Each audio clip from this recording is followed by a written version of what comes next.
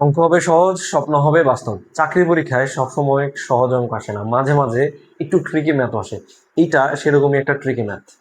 দেখেন, একটি বই 10% ক্ষতিতে বিক্রয় করা হলো।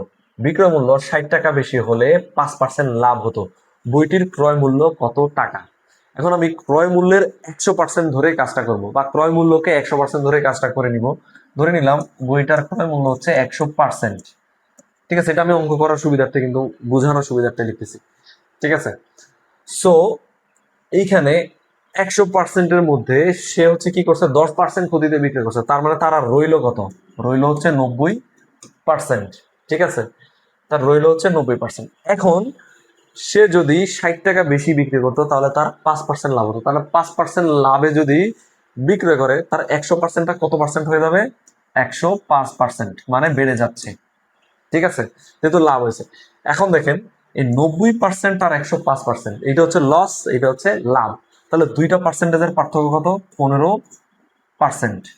এখন দেখেন, এই দুইটা পার্সেন্টেজের গ্যাপ কত টাকা? এই দুইটা পার্সেন্টেজের গ্যাপ হচ্ছে 60 টাকা। তার মানে 15% সমান হচ্ছে 60 টাকা। তাহলে 1% সমান কত? আর হচ্ছে 100% সমান কত? 1% সমান হচ্ছে 60/15, আর 100% সমান হচ্ছে 60/15 × 100। তার মানে হচ্ছে কত? 4×15 = 60, 4×100 = 400। অ্যান্সার হচ্ছে আমাদের 400। যদি বুঝে থাকেন অবশ্যই কমেন্ট করবেন এবং পেজটিকে ফলো দিবেন, ভিডিওটি শেয়ার করে উড়াই দিবেন। ধন্যবাদ।